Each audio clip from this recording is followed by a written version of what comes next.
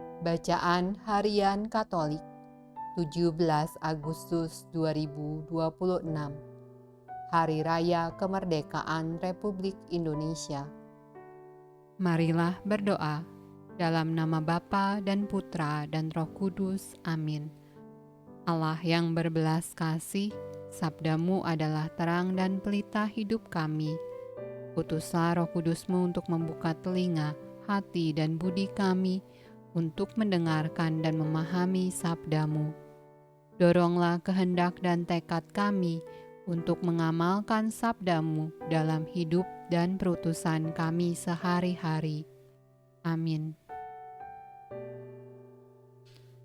Pembacaan dari Kitab Sirach. Pemerintah yang bijak mempertahankan ketertiban pada rakyatnya, dan pemerintahan orang arif adalah teratur. Seperti penguasa bangsa, demikian pun para pegawainya. Dan seperti pemerintah kota, demikian pula semua penduduknya.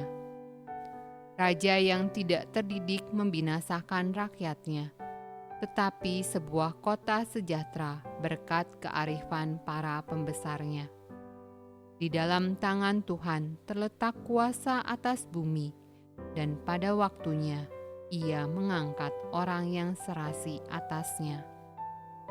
Di dalam tangan Tuhanlah terletak kemujuran seorang manusia, dan kepada para pejabat dikaruniakan olehnya martabatnya. Hendaklah engkau tidak pernah menaruh benci kepada sesamamu, apapun juga kesalahannya. Dan jangan berbuat apa-apa terpengaruh oleh nafsu. Kecongkakan dibenci oleh Tuhan maupun oleh manusia, dan bagi kedua-duanya kelaliman adalah salah.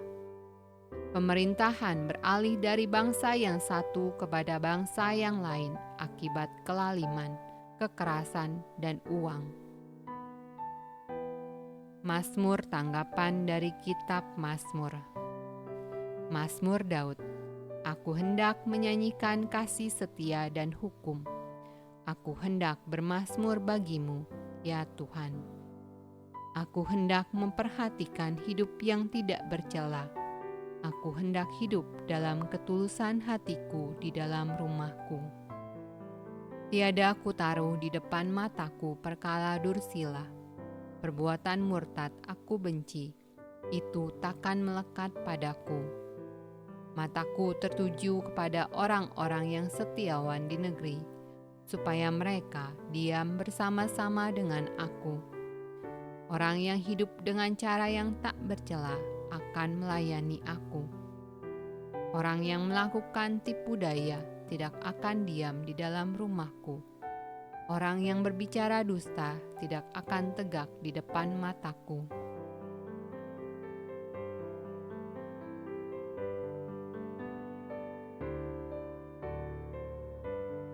Pembacaan dari surat Petrus yang pertama.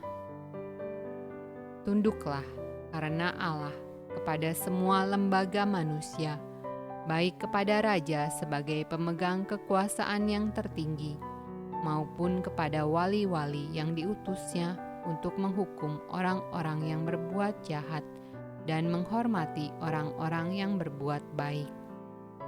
Sebab inilah kehendak Allah, yaitu supaya dengan berbuat baik kamu membungkam kepicikan orang-orang yang bodoh. Hiduplah sebagai orang merdeka, dan bukan seperti mereka yang menyalahgunakan kemerdekaan itu untuk menyelubungi kejahatan-kejahatan mereka, tetapi hiduplah sebagai hamba Allah.